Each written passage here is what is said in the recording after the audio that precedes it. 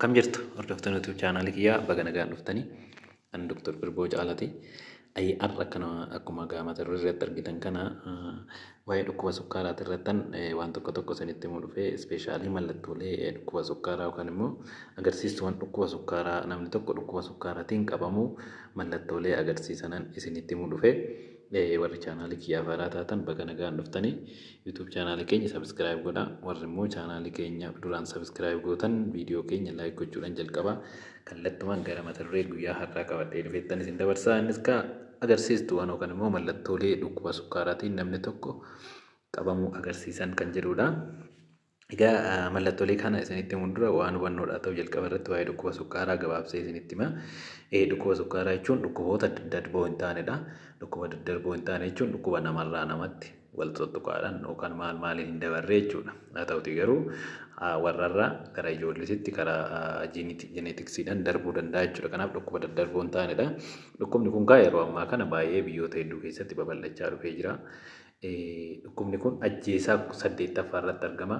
Dhukkuboota nama ajjeesuudhaan beekaman keessaa sadarkaa 8ffaa irratti argama akka addunyaatti. Tokkoffaa irratti kan argamu dhukkuba onneeti. Haaluma kanaan 8ffaa irratti kan argamu dhukkuba sukkaaraati jechuudha. Dhukkuba sukkaaraati jechuudha. Egaa dhukkubni kun irra caalaa dhukkuba kalee namatti fiduudhaan kan inni yeroo baay'ee nama miidhu yookaan nama ajjeesu. Dhukkuba kalee yaalamuun irra jiru. CKD kan jedhamu namatti fiduudhaan tokkoffaa irratti kan beekamu dhukkuba sukkaaraati. Kanaaf dhukkubni kun dhukkuba baay'ee ajjeesaadha. Kanumaan wal qabatee egaa wanna namni beekuu qabu yookaan immoo agarsiistuuwwan dhukkuba sukkaaraa kan ta'an kanaafan isinitti himuu dhufe. Egaa dhukkubni sukkaaraa gosa wayii qaba. Type 1, type 2, gestational DM fi biroo jedhanii akka afur wayiitti irree haalli itti qoodaman hin jira. Haa ta'uti garuu mallattoon isaanii almost wal fakkaataadha. Yaalli isaaniitis walumatti dhiyaata. Mallattoo isaanii garuu wal fakkaataa waan ta'eef mallattoon ani isinitti himu kun agarsiistuudhuma dhukkuba sukkaaraa gosa hundaati jechuudha. Egaa dhukkubni sukkaaraa ispeeshaalii gosa lammaffaan dafee mallattoon agarsiisu kara jalqabaa mallattoo dhabeessadha. Ispeeshaalii type 2 DM yookaan immoo dhukkuba sukkaaraa gosa lammaffaa inni jedhamuu fi gestational DM inni jedhamu dhukkuba sukkaaraa yeroo ulfaa nama mudatu jarri kun lamaan dafanii mallattoo hin agarsiisanii jechuudha. Dafanii mallattoon agarsiisu yeroo dheeraadhaaf namni kun dhukkubicha odoo qabaatu garuu mallattoon agarsiisu. Dhukkubni sukkaaraa gosa tokkoffaan garuu yeroo gabaabaa keessatti mallattoo agarsiisu saniin gaafa kompeer ta'ee ilaalamu. Kanaaf gaafa mallattoo agarsiisanitti jarri kun lachanuu mallattoon isaanii wal fakkaataadha jechuudha. Egaa mallattoon kunis eenyu faadha? Tokkoffaa yoo mallattoo agarsiise mallattoon kun eenyunni tokkoffaa baay'ee dheebochuu.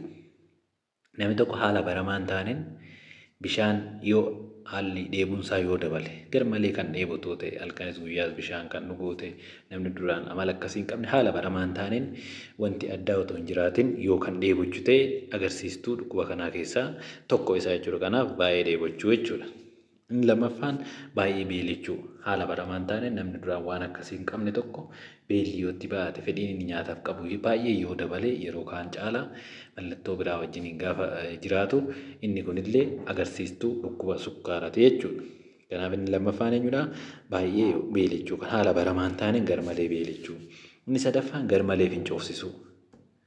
Garmalee fincoofsisuu namni tokko haala baramaan taaneen yoo duraan waan akkasii hin qabne fincaan baay'ee kan itti baatoo ta'e amma gara mana fincaanii deemoo ta'e halkaffaa yeroo baay'ee kan ka'oo ta'e waan duraan hin qabne kunis yoo dabalataan jiraate kunillee agarsiistuu dhukkuba sukkaaraati jechuudha. Inni biraan haala baramaan taaneen dadhabsiisuu. Dadhabsiisuun sababa biraatiin hin ibsamne dhukkuba biraatiin hin dhufin mallattooleen kun yoo jiraatan dabalataan mallattoo kanarratti yoo dadhabbinni kun jiraate inni kunillee mallattoo dhukkuba sukkaaraati jechuudha.